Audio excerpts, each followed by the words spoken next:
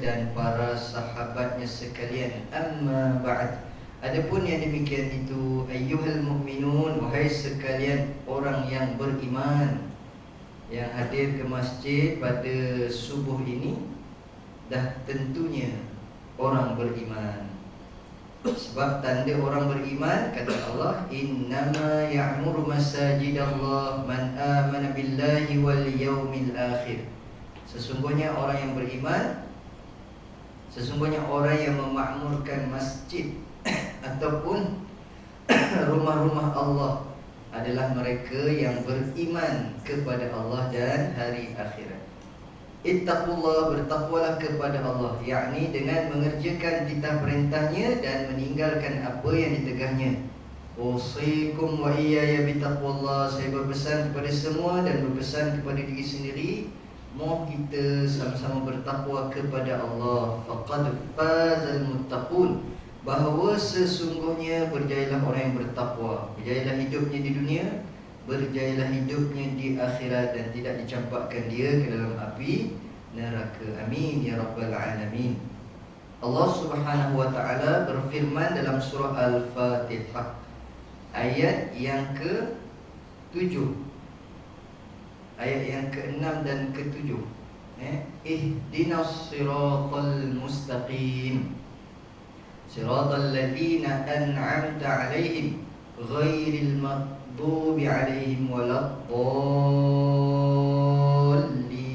Amin. Maksudnya, tunjukkanlah kami wahai Allah jalan yang lurus, iaitu Islam, iaitu jalan orang-orang yang telah Engkau beri nikmat ke atas mereka, iaitu para nabi dan rasul, orang beriman, orang-orang yang soleh, orang-orang yang benar, syuhada, orang-orang yang mati syahid. Bukan jalan orang yang Engkau murkai, iaitu Yahudi. Orang yang dimurkai Allah ialah golongan yang dipanggil Yahudi, dan bukan pula golongan yang sesat, iaitu Nasrani. Maka benarlah firman Allah dalam surah Al-Fatihah. Amin ya rabbal alamin. Terima kasih kepada ayahanda pengacara majlis. Tadi dah hafal namanya, lupa pula dah. Haji apa tu?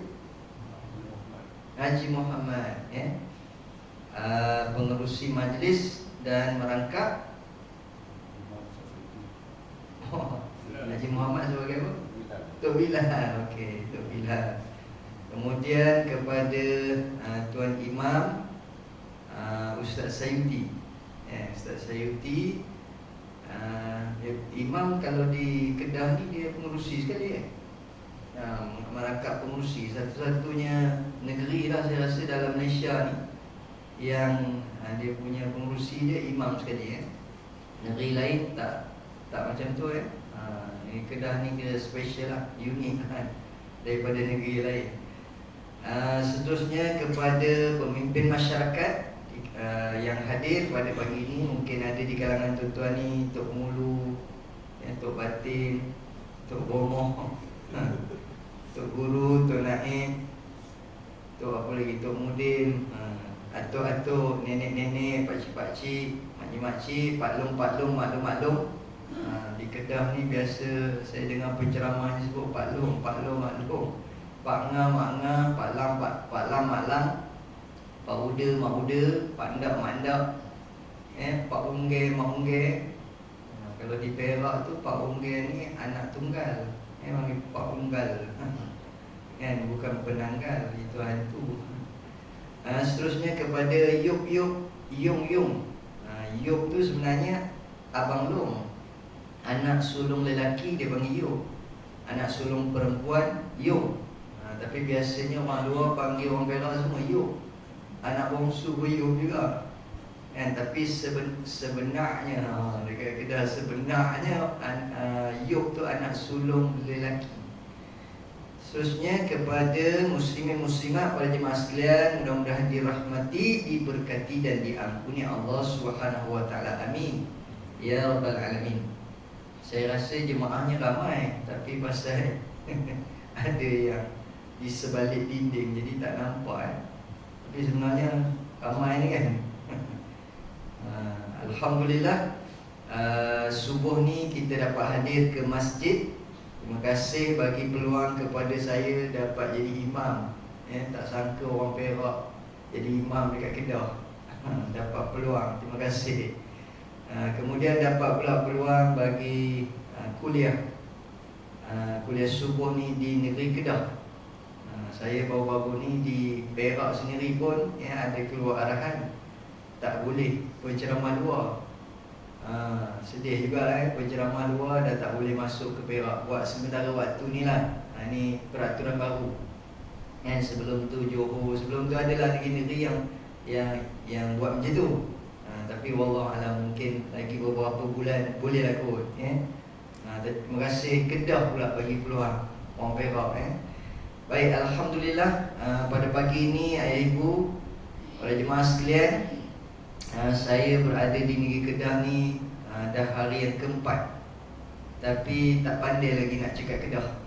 Mungkin kena duduk lama lagi kot, ataupun kahwin dengan orang Kedah baru boleh cakap Kedah. Masih lagi cakap Perak lah. Boleh kuliah pagi ni kita guna bahasa Perak. Ayah ibu sekalian, sejak akhir-akhir ni lah, kalau jemput penceramah ke, banyak ustaz-ustaz dalam TikTok ke, dalam YouTube ke, kat mana-mana lah platform ceramah ni, banyak cerita tentang akhir zaman, cerita tentang kiamat, cerita tentang Palestin, cerita tentang Dajjal, cerita tentang solar storm. Tahun depan ni ramai yang menyimpulkan ada perkara besar akan berlaku, ada benda besar akan berlaku. Bila tanya apa bendanya, wallahualam, tunggu dan lihat sahaja. Tapi yang pastinya tuan-tuan ni ada beberapa lah, beberapa perkara yang disebutkan tahun 2024 ni adalah tahun yang sangat mencabar. Ada yang dikatakan tahun 2024 ni bila mana genap 100 tahun kejatuhan kerajaan Turki Uthmaniyah, iaitu pada bulan 3, bulan Mac. Saya pun tak ingat berapa bulan, tapi dah 100 tahun lah.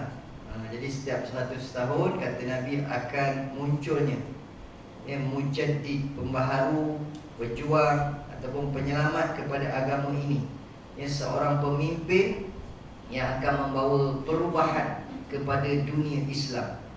Wallahualam siapakah orangnya? Ada yang kata yang nak muncul tu Imam Mahdi. Wallahualam. Adakah Imam Mahdi tahun 2024 ni ataupun lambat lagi? Jadi kalau yang keluar tu Imam Mahdi, namanya ialah Muhammad bin Abdullah. Bukannya nama dia Imam Mahdi. Imam maksudnya pemimpin. Dia seorang pemimpin, Imam Al-Mahdi yang mendapat petunjuk. Kata Nabi, namanya seperti namaku, maknanya Muhammad. Kemudian nama ayahnya seperti nama ayahku, Abdullah, Muhammad bin Abdullah. Dan dipendekkan ceritanya, diringkaskan ceritanya tuan-tuan, kata Nabi, bila mana kita dengar berita Imam Mahdi ni dah keluar, kita pergi cari dia, baiat. Maknanya bersama-sama, berjuang bersama-sama dengan dia. Dan akhirnya, dipendekkan ceritanya, akhirnya ke mana menujunya Imam Mahdi ni? Ke Palestin. Sebab nanti semua Yahudi akan dibunuh di bumi Palestin. Sebab itu dari satu sudut kita kata habislah Palestin. Sebab Yahudi panggil semua Yahudi seluruh dunia ni balik ke Palestin, berkumpul di Palestin. Sebab mereka nak buat Israel Raya. Israel Raya nama dia. Maknanya nak menubuhkan sebuah negara Israel yang besar, yang hebat, yang daripada sanalah akan menguasai dunia. Dari satu sudut kita rasa sedihlah, kita rasa kecewa. Tetapi sebenarnya apa yang berlaku itu adalah skrip yang telah diceritakan oleh Nabi, di mana memang orang-orang Islam akan membunuh Yahudi di Palestin. La taqumu sa'ah hatta yuqatilal muslimun al-yahud. tidak berlakunya kiamat sehinggalah orang Islam akan mengalahkan, menewaskan, menang ke atas Yahudi. Pada ketika itu Yahudi ni lari bertempiaran, kata Nabi, menyorok di sebalik pokok dan batu. Yaqulul hajar wasyajar, batu dengan pokok bercakap pula masa tu. Sebab apa? Sebab pokok dan batu mengabarkan, mengkhabarkan, memberitahu, khabar kepada orang Islam, ya Muslim, ya Abdullah, ta'al, wahai orang Islam, wahai hamba Allah, mari sini. Warai Yahudiyun faqtulhu, khalfi Yahudiyun faqtulhu, di belakang saya ni ada Yahudi, bunuh dia. Sampai tahap itu. Maknanya Yahudi ni dah tak boleh nak lari, dah tak boleh nak nyorok. Lari tak cukup tanah Yahudi ni, baru dia adakan, baru dia tahu. Dan masa tu kita bunuh Yahudi. Kecuali Nabi kata ada satu jenis pokok ni, kecuali siapa tahu pokok apa? Hari itu saya ceramah di mana? Di Kedah ni lah. Bila saya tanya pokok apa, ada yang sebut pokok ketum. Bukan pokok ketum, namanya pokok gharqad. Kata Nabi, illal gharqad. Mungkinlah gamak yang jawab tu dia dah tengok dekat internet, dia dah Google, dah tengok dekat YouTube, pokok gharqad tu macam pokok ketum gamaknya. Jadi kata Nabi, illal gharqad, kecuali ada sejenis pokok namanya pokok gharqad. Pokok itu dinamakan pokok Yahudi. Dan hari ini kalau kita tengok, memang Yahudi ni tanam banyak pokok gharqad, berjuta-juta pokok.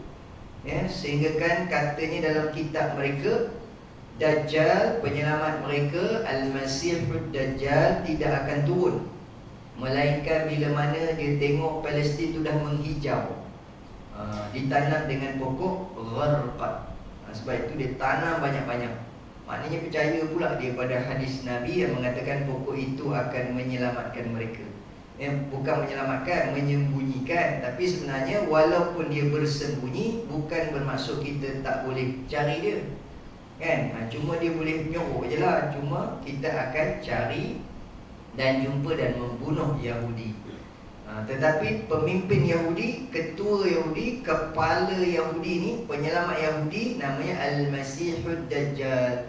Yang itu kita tak ada kemampuan untuk bunuh, sebab dia punya tahap magic dia tu, tahap dia punya kuasa dia tu, bagi kita orang biasa-biasa ni tak boleh lawan. Melainkan kita pun ada juga Al-Masih. Bagi orang Yahudi, Al-Masihud Dajjal namanya.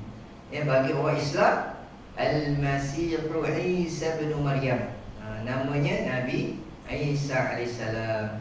Hanya Al-Masih yang boleh menewaskan Al-Masih, hanya Al-Masih yang boleh mengalahkan Al-Masih.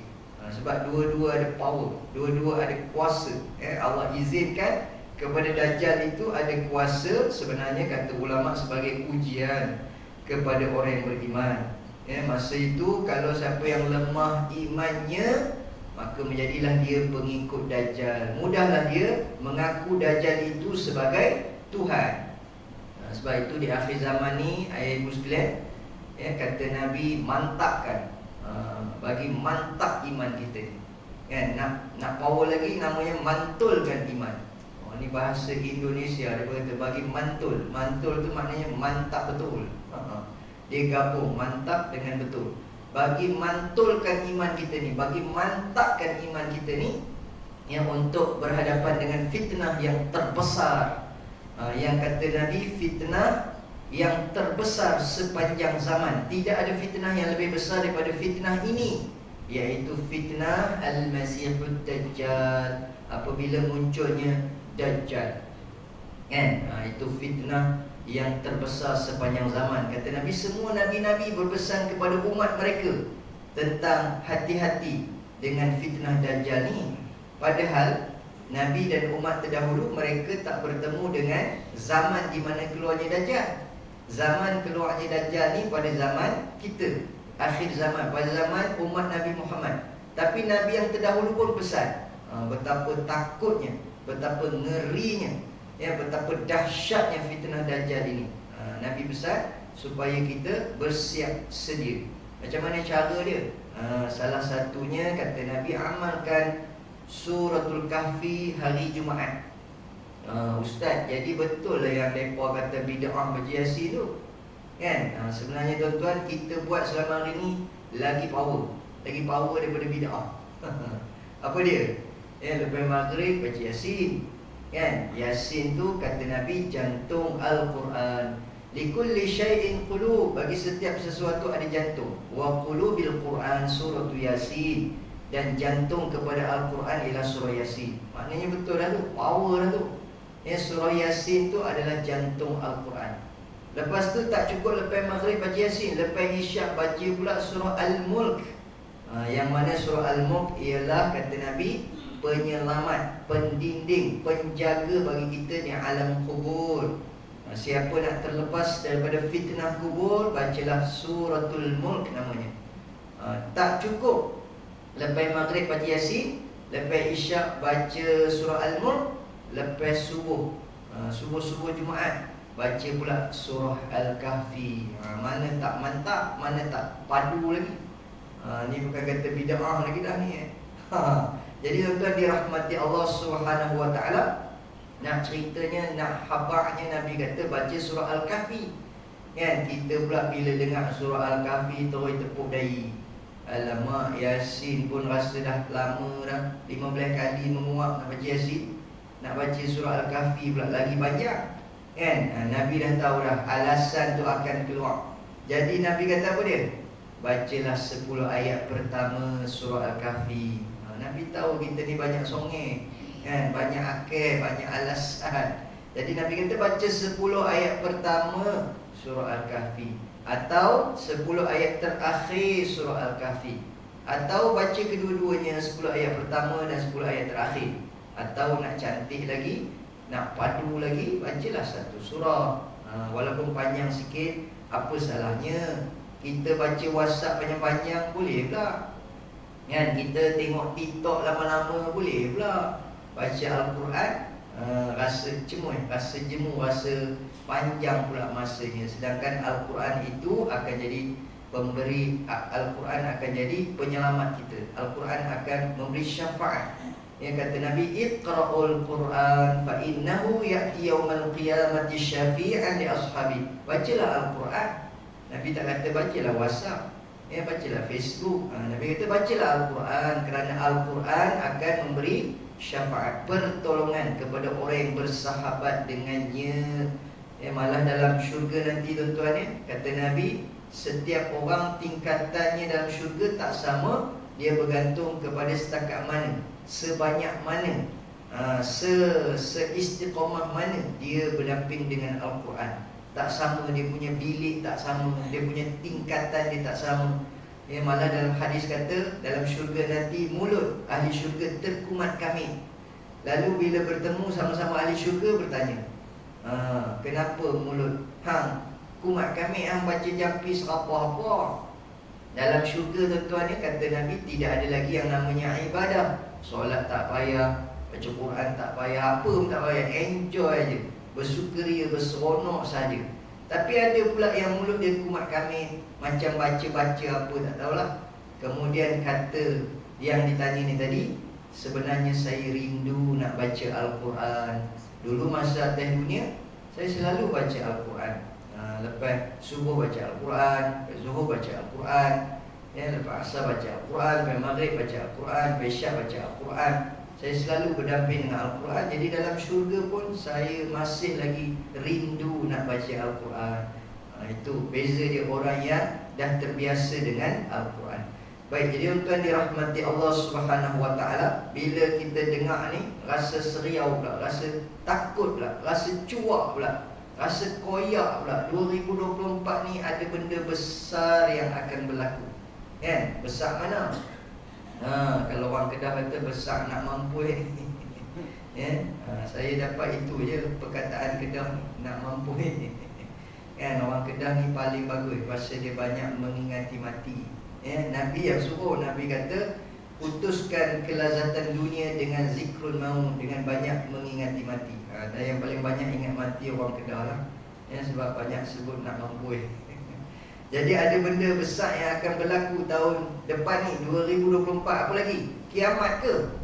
Wallahu alam. Nabi sendiri bila ditanya, ya Rasulullah, bilakah berlakunya kiamat? Mata sa'ah, bilakah berlakunya kiamat?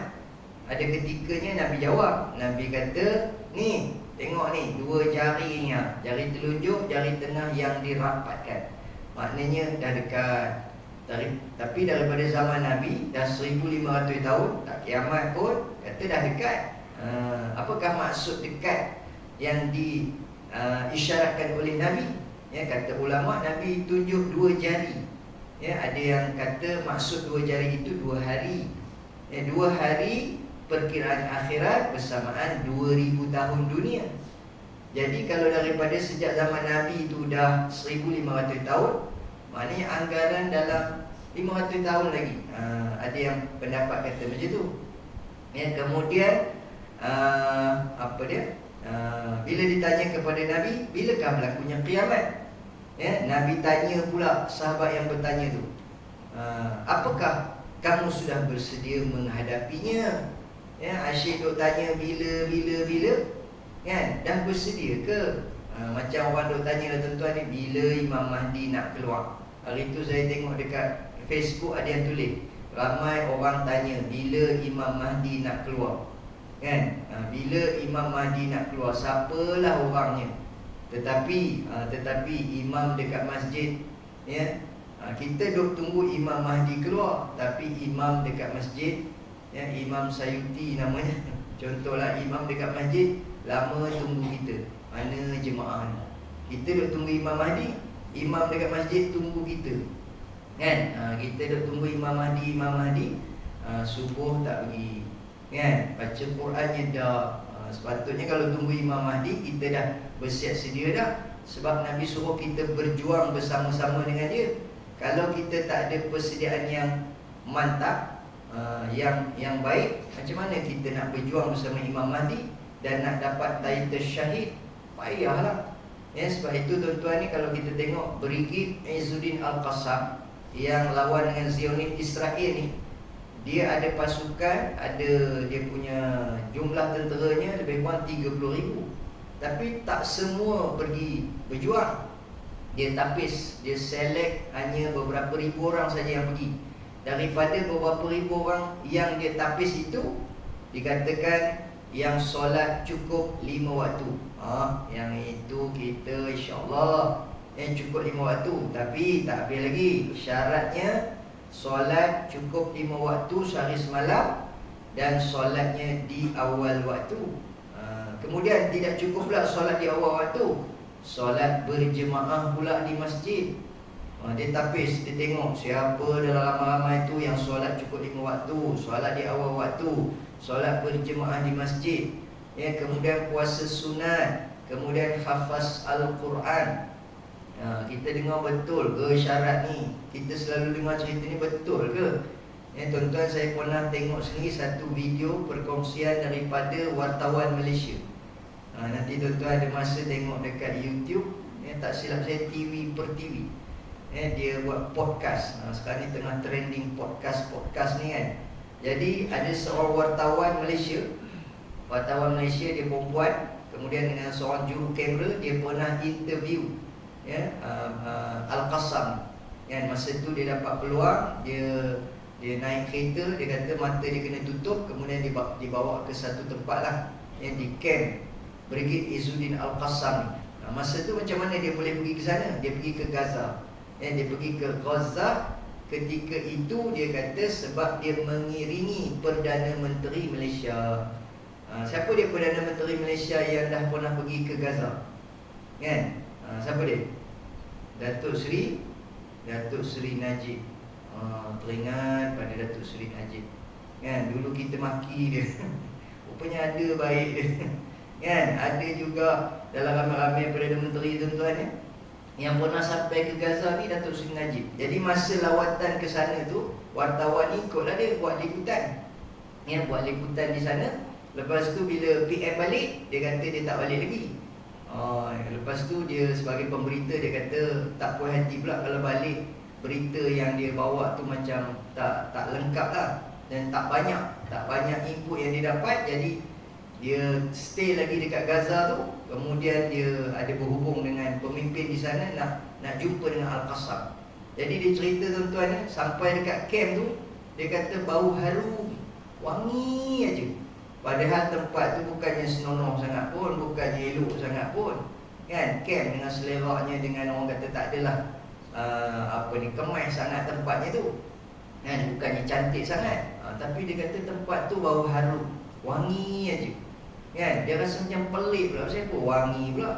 Biasanya kalau time cuaca panas, ya, dengan berlengehnya, dengan berpeluhnya, mesti bau masak, mesti bau kepang, tapi sana bau wangi. Lepas tu pula dia tengok tentera Al-Qassam ni kalau free dia akan baca Al-Quran. Malah dalam poket mereka ada Al-Quran. Mereka hafaz pula Al-Quran, solat berjemaah, kan? Itu antara benda yang dia saksikan sendiri di hadapan mata dia. Maka sebab itulah tuan-tuan, kenapa dia tapis siapa yang pergi perang tu mesti ada cukup syarat. Apa dia syarat dia? Solat 5 waktu, solat awal waktu, solat berjemaah, puasa sunat, hafaz Al-Quran, supaya jika mereka mati, barulah dapat yang namanya mati syahid. Sebab apa? Sebab ada dalam riwayat ataupun dalam hadis menceritakan, sahabat Nabi yang mati dalam peperangan, kemudian kita kata di alam barzakh sanalah, Nabi menceritakan ada yang mati tetapi dicampakkan ke dalam neraka. Lalu malaikat bertanya kepada Allah, wahai Allah, kan dia mati syahid, mati perang, kenapa dia masuk neraka? Oh, dia mati nampak orang nampak dia, pada pandangan mata orang nampak dia mati mempertahankan tanah air ke, mempertahankan agama ke, tapi sebenarnya niat dia berperang tu kerana nak dikatakan dia berani, supaya orang memujinya, mengatakan dia berani, bukan kerana ikhlas, bukan ikhlas kerana Allah pun. Jadi yang tahu dalam hati kita ni semuanya hanya Allah sahaja. Cuma dia punya kriteria dia tu, dia punya orang yang menyertai peperangan itu mestilah orang yang telah ditarbiah, betul-betul berperang ni kerana Allah, bukan kerana yang lain. Sebab itu tuan-tuan, kita dekat Malaysia ni, bila mana isu Palestin ni, semua orang berhimpun, berdemonstrasi, bersolidariti untuk Palestin. Kalau penceramah kata takbir, semua orang Allahu Akbar, bergegak bumbung, kan? Hidup Islam, hancur Yahudi, takbir, Allahu Akbar, lawan tetap lawan. Memang bergema lah tuan-tuan. Ada pergi tak? Perhimpunan Palestin, alhamdulillah, semangat kita tu memang lain macam. Khaybar ya Yahud, Jaishu Muhammad sawfa ya'ud, birruh biddam nafdika ya Aqsa. Masih ikut perhimpunan tu tuan-tuan. Bukan kata bulu roma mama, bulu ketiak pun mama. Memang semangat kita, memang semangat lain macam. Tapi esok subuh tak datang. Macam mana nak join perang bersama Al-Qassam? Macam mana nak menang? Macam mana nak dapat syahid? Tapi kita cemburu tuan-tuan, dah 17,000 orang, kita katalah 20,000 lah yang telah syahid di bumi Palestin. Kenapa kita jealous pula ramai yang mati? Kita cemburu kerana mereka dapat syahid. Kata ulama, mereka mempertahankan tanah air umat Islam, mereka mati syahid. Mereka mempertahankan Masjidil Aqsa, masjid yang suci bagi umat Islam. Mereka dapat syahid. Kita ni yang risau, kita mati macam manalah keadaan kita gamanya. Tapi mudah-mudahanlah tuan-tuan, kita selalu doa, Allahumma khtim lana bi husnil khatimah. Ya Allah, tamatkan riwayat kami, akhirkan kesudahan hidup kami ni bi husnil khatimah, dengan kesudahan yang baik. Walaupun kita tidak pergi berperang di bumi Palestin, tapi kita boleh dapat pahala perang. Kita pun boleh dapat pahala jihad.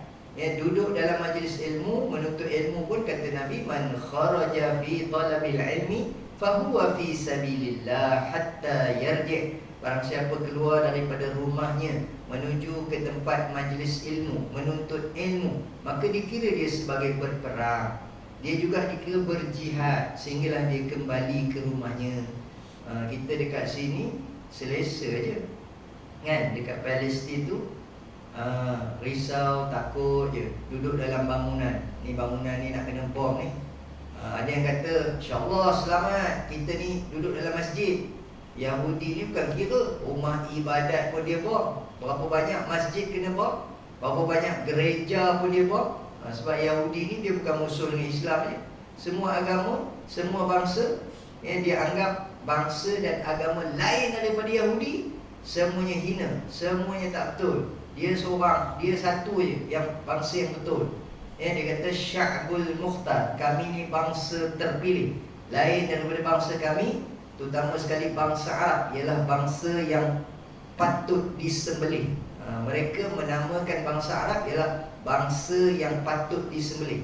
Sebab apa? Sebab Arab daripada keturunan Nabi Ismail AS, yang mana Nabi Ismail AS diperintahkan oleh Allah untuk disembelih oleh ayahnya Nabi Ibrahim AS.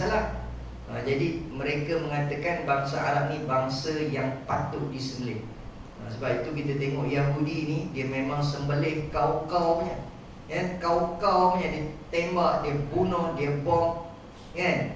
Orang Palestin ni, budak-budak dia bunuh, wanita dia bunuh, tempat ibadat dia bom. Lepas tu orang Palestin kata, jom kita berlindung dekat hospital. Kalau ikut peraturan perang, hospital tak boleh kena bom. Yahudi tak kira, dia bom juga, hospital pun dia bom. Apa punya tahap jahatnya Yahudi ni.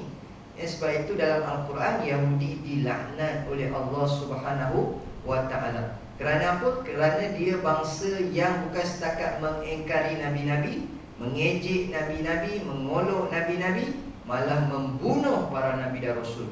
Maknanya tuan-tuan, tahap kejahatan Yahudi ni membunuh utusan Allah. Macam kita lah tuan-tuan ni, kadang-kadang kita ada juga masa tak suka dengan Tok Imam. Contohlah, tak suka dengan siapa dia, Tok Naim, tak suka dengan Ustaz. Tapi janganlah sampai bunuh Ustaz, janganlah sampai bakar Tok Imam pula, kan? Itu tahap jahat macam Yahudi dah tu. Paling-paling tidak pun tak suka je lah, tapi yang kata Yahudi ni, imam dia bunuh, kan? Bukan kata imam, ustaz dia, tok guru dia pun dia bunuh. Kalau tak silap saya, salah seorang daripada tok guru Yahudi namanya Abdullah bin Salam. Dia menceritakan tentang sifat Nabi akhir zaman apa semua. Lepas tu bila Nabi dah ditemui, dia jumpa Nabi dan dia bersyahadah, dia masuk Islam. Maknanya tuan-tuan, ada juga di kalangan Yahudi ni yang Islam. Majoriti kafir, minoriti ada sebagai kecilnya Islam. Malah daripada kalangan yang Islam itu, salah seorangnya isteri Nabi. Sebab itu tuan-tuan, kita pun nak maki Yahudi ni atas dasar ilmu lah. Ada seorang isteri Nabi namanya Sofiyah binti Huyai. Dia seorang yang berbangsa Yahudi. Maknanya bukanlah semua Yahudi ni memang kafir, tapi ada sebilangan kecil yang Islam, yang beriman. Yang kita marah ni, yang kita maki ni ialah Zionis Yahudi. Kira geng ataupun kumpulan Yahudi, golongan Yahudi yang memang mengingkari Nabi lah. Itulah yang kita marah tu. Sebab itu tuan-tuan, antara akhlak Nabi, kalau kita tengok, Nabi sendiri pun tak maki Yahudi ni. Maknanya tak mengeluarkan kata-kata yang kesat. Nabi cuma ada sebut perkataan-perkataan yang menunjukkan kalau ingkar perintah Allah begini-begini dia punya balasan. Tapi nama kata mulut Nabi itu sendiri nak sebut perkataan maki itu tidak. Sebab ada satu riwayat cerita apa tuan-tuan ni, ada satu rombongan Yahudi datang ke rumah Nabi. Sampai dekat rumah Nabi, mereka bagi salam. Mereka bagi salam kepada sampai dekat rumah Nabi, mereka bagi salam lah, kan? Tapi bunyi salam ni kalau tuan-tuan dengar, Assalamualaikum. Ada tak orang kita bagi salam macam tu? Assalamualaikum, Assalamualaikum. Apa yang pelik bunyi salam ni? Kalau kita Assalamu, Tapi Yahudi bagi salam pada Nabi, Assalamualaikum.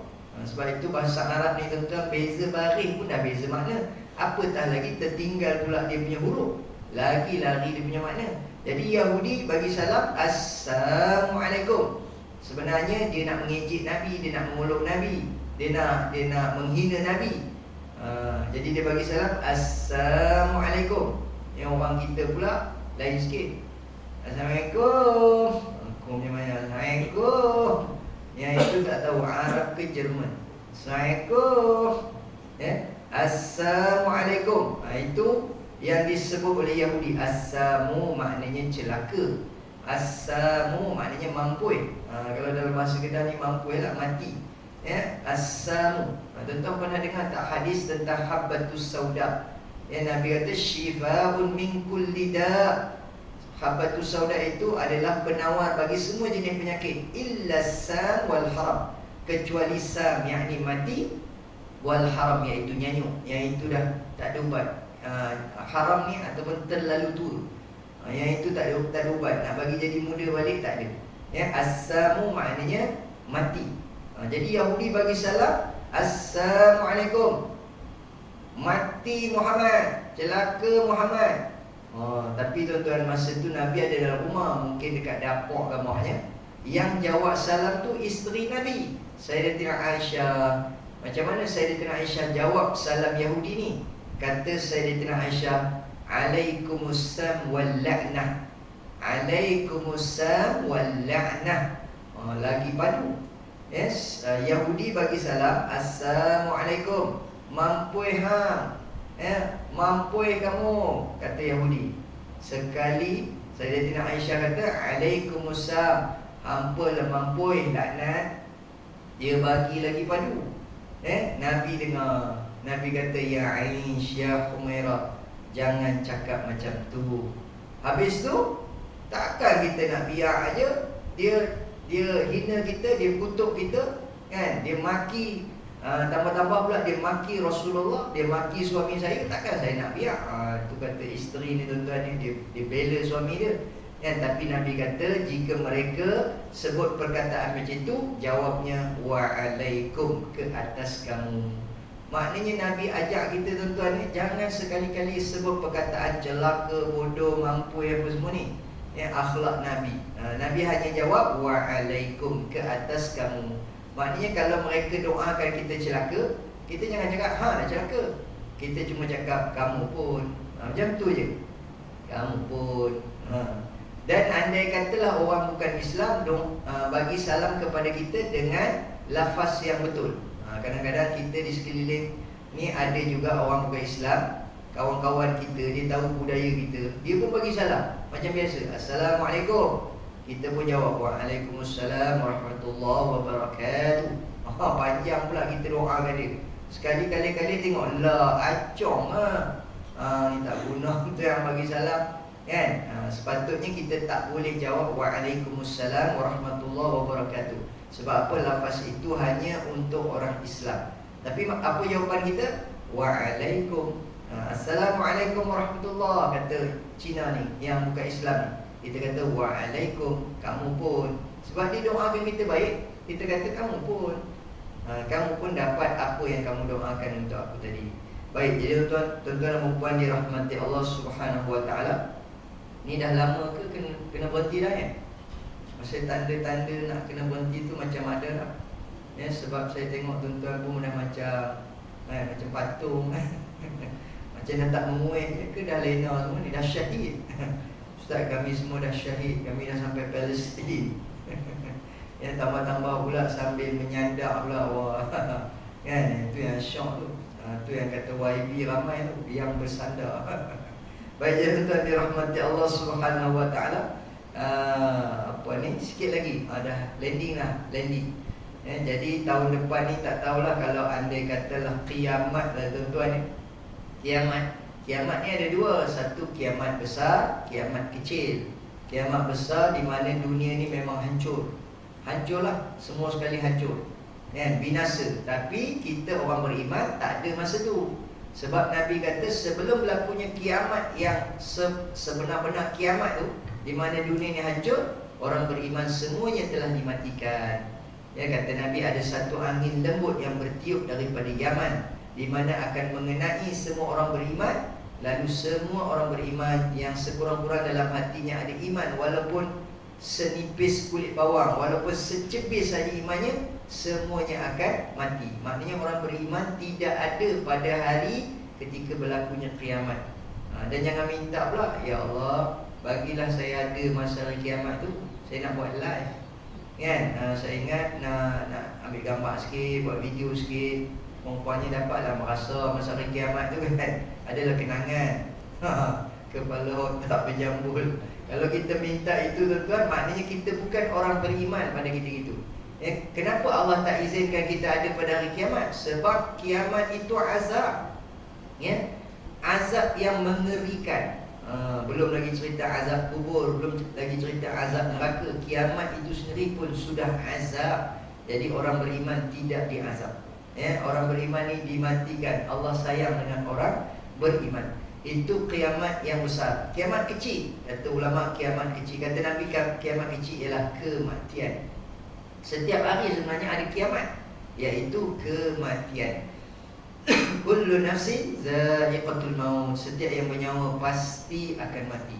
Ya, kita tak pergi perang pun kita mati juga. Kan, mati aksiden, mati tercekik, mati lemah, kan, mati tengah berjoging, elok sihat. Bacaan dia punya benci manis, bacaan gula, bacaan darah lah, apa semua okey. Tiba-tiba tersembab, tiba-tiba jatuh, mati juga. Maknanya tak boleh nak mengelak daripada mati. Mati tetap mati. La yastakhiruna sa'atan wa la yastaqdimun. Tidak lewat sesaat dan tidak cepat sesaat. Maknanya on time. Kemudian yang tidak boleh nak mengelak daripada mati. Ainama takunu yudrikumul maut walau kuntum fi burujin musyayyadah. Di mana juga kamu berada, kematian pasti mendapatkan kamu, sekalipun kamu menyorok di sebalik tembok yang kukuh lagi tinggi. Ada satu lagu Eton kalau tak silap saya tuan-tuan, ya. Orang kaya mati, orang miskin mati, raja-raja mati, rakyat biasa mati, ibu-ibu, bapa-bapa. Setakat itu je lah. Ya, saya ramai juga orang suruh nyanyi ikut macam Ustaz Kazim, kan? Saya pun boleh nyanyi juga tuan-tuan, ya. Sedap tak? Ya, sedap ke tak? Terima kasih, pandai ambil hati, kan? Mereka kata ustaznya sedap, kalau tak nyanyi lagi sedap. Rupanya tak nyanyi lagi sedap. Sebab tu saya tak nak nyanyi. Ustaz Kazim memang boleh nyanyi, kan? Lagu Kustan dan lagu Piramli. Jadi tuan-tuan dirahmati Allah Subhanahu Wa Taala, semua orang akan mati. Itu namanya kiamat kecil. Cuma yang kita minta mati dalam keadaan husnul khatimah, mati ataupun kesudahan hidup yang baik, kesudahan hidup yang mulia. Amin ya rabbal alamin. Ya, dan macam-macam lagi lah peristiwa-peristiwa lain yang kita dengar tuan-tuan, yang solar storm. Dunia akan bergelap, katanya 17 hari. Dia kata gelap, memang betul-betul gelap nanti, kan? Macam yang Nabi cerita tu lah. Nabi kata nanti di akhir zaman tuan-tuan ni, apa di antara tanda-tanda kiamat besar nanti kan ada namanya kabut ataupun dipanggil dukhan. Dunia akan bergelap dengan jerebu yang sangat tebal. Penglihatan lebih kurang hanya 1 meter je. Memang tak nampak. Sahabat Nabi kata, macam mana kita nak solat masa tu, ya? Nabi kata agak-agak je lah. Time ni subuh ni, kita solat subuh. Masa tu tetap kena solat, walaupun cahaya matahari semua dah tak tahulah. Matahari, bulan, bintang semua, setiap hari tu dah jadi malam aja. Kita pun tak tahu waktu solat tu bila. Nabi kata masa tu tetap kena solat. Kita agak-agak lah, ni subuh ni dah zuhur ni. Kemudian Nabi kata tuan-tuan ni, satu tahap nanti semua akan shut down. Nabi tak sebutlah shut down. Bahasa kita diterjemahkan shutdown tu maknanya semua alat-alat elektronik yang berkaitan dengan elektrik, elektronik, apa benda ni semuanya akan shutdown, tidak berfungsi. Dan pada ketika itu perang dalam keadaan tradisional. Masa tu perang juga, ya, perang masa tu tradisional. Tak ada lagi senjata-senjata canggih elektronik ni. Sekarang ni Yahudi ni nampak hebat tu pasal tembak daripada jauh. Kan dia guna macam-macam lah, apa nama Iron Dome lah pula kan. Nampaklah dia hebat, tapi nanti waktu perang yang sebenar, semua shutdown, perang dalam keadaan tradisional kata Nabi. Masa tu baru dia baru ada akal, baru dia kenal orang Melayu ni hebat tak hebat. Masa tu tuan-tuan, insya-Allah kita pun pergi ke sana lawan dengan Yahudi. Kita ni tuan-tuan ni ketok-ketok je orang Melayu ni, tapi jangan buat main. Kan? Ada seorang jemaah saya pergi umrah bulan 8 baru ni tuan-tuan ni, dia nak cium Hajarul Aswad. Kan? Kan kita orang Malaysia ni tuan-tuan dapat pengiktirafan daripada kerajaan Arab Saudi, jemaah haji ataupun jemaah umrah yang paling sopan santun, yang paling tertib, yang paling baik, jemaah Malaysia. Pasal apa? Kita ni renik-renik, halus-halus, ketot-ketot. Kita pun tak berani juga nak buat macam-macam tempat orang. Kita ni parai ketiak je, parai ketiak Arab. Jadi pakcik tu nak cium Hajarul Aswad. Kan? Saya dah abang dah pakcik, nanti dulu pakcik, kita pergi time waktu yang lain lah pakcik. Sekarang ni zahmah, crowded, jam. Kita lagi pun nak tawaf, tapi ustaz saya teringin ustaz, saya daripada Jitra. Ni contoh lah, saya daripada Jitra memang nak cium Hajarul Aswad, cium batu hitam. Kata Nabi asalnya batu tu putih, ambil daripada syurga. Tapi apabila manusia ramai yang cium Hajarul Aswad, cium batu itu, lama kelamaan batu tu menjadi hitam kerana dosa-dosa melekat pada batu tu. Kata Sayyidina Umar, batu, jika bukan kerana Nabi cium kamu, aku pun tak ingin nak cium kamu. Lagipun kamu ni batu je pun. Tapi pasal Nabi cium, aku pun cium. Sebab itu sunnah. Nabi cium kamu, aku cium juga. Tapi kalau bukan kerana Nabi cium, aku pun tak ingin, kamu hanyalah batu saja. Sebab itu tuan-tuan, bila dah Nabi cium, Sayyidina Umar cium, dan Nabi pula menyebutkan dia punya fadilat mencium Hajarul Aswad ni, maka sebab itu bila kita pergi sana, tengok semua pakai nak cium. Bila dapat tu pula bukan cium, jilat lagi. Kan? Jilat pula. Kita pula lepas itu pergi cium, dia baru lepas jilat.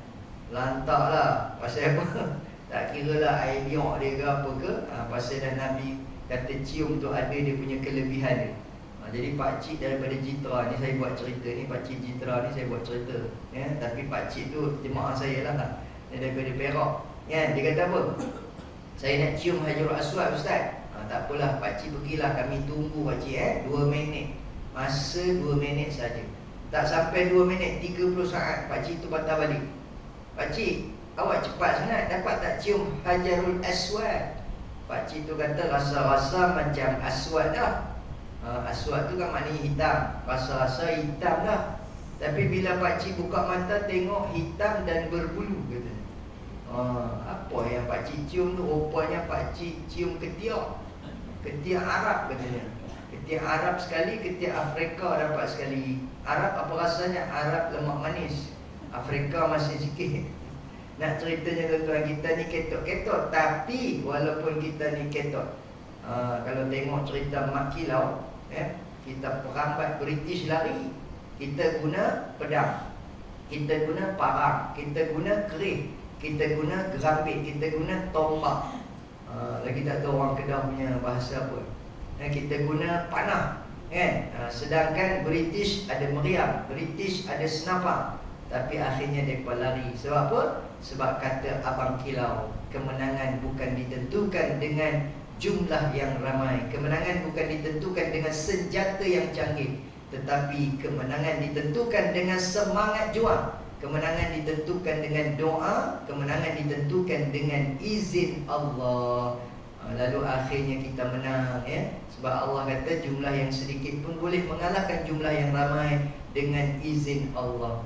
Allah bila mana dia nak bagi kita menang, Allah datangkan bantuan dia. Allah pernah menghantar burung untuk mengalahkan gajah. Allah pernah menghantar belalang menghancurkan satu negeri. Allah menghantar nyamuk untuk membinasakan satu negeri. Allah pernah menghantar katak. Kalau dah banyak sangat katak, dalam kain ada, dalam baju ada katak, habis mampus semua, kena gigit dengan katak. Allah tidak hantar tenteranya yang besar-besar, kecil-kecil aja. Gajah lawan dengan burung, macam tu aje. Cuma Allah belum hantar lagi bantuannya, kata ulama. Mungkin syarat untuk Allah menghantar bantuan itu belum cukup lagi. Jadi sebab itulah kita kena mantapkan ilmu iman dan amal kita, insya-Allah. Baiklah, sekadar itu saja. Tanda nak kena berhenti itu memang dah kelihatan jelas. Semuanya dah khusyuk. Jadi terima kasih banyak-banyak kepada pihak masjid kerana sudi bagi peluang kepada saya. Dan saya rasa setakat ini yang jauh sikit lah. Kebanyakan program saya dekat Sungai Petani. Semalam lepas isyak ceramahnya dekat apa nama tempatnya, bukan Kulim, Baling ke apa Baling, macam itulah, dekat-dekat situ lah tuan-tuan. Kuala Ketil lah, Kuala Ketil. Rupanya nak main ke sini sejam setengah, dekat 2 jam. Ya Allah. Saya sampai pukul 1 pagi. 1 pagi tadi alhamdulillah dapatlah bertemu dengan orang Jitra. Kemarin dekat Padang Terak, rupanya dah sempadan siap. Masya Allah, jauh juga tu. Saya dengar orang sana pun bercakap slang pun macam lain sikit, macam siam-siam juga. Orangnya pun comel-comel sikit. Orang Jitra pun comel juga. Baik, terima kasih banyak. InsyaAllah hari ini last dekat Kedah. Lepas tu malam ni kuliah yang terakhirnya dekat Padang Serai. Lepas tu dah balik ke Perak. InsyaAllah nanti akan datang lagi ke negeri Kedah, Darul Aman. Terima kasih. Apa yang baik datangnya daripada Allah Subhanahu Wa Taala. Yang lemah dan kurang itu daripada kelemahan dan kekurangan diri saya sendiri. Jadi untuk akhirnya sedikit iklan. Yang ini saya tak bawa keluar.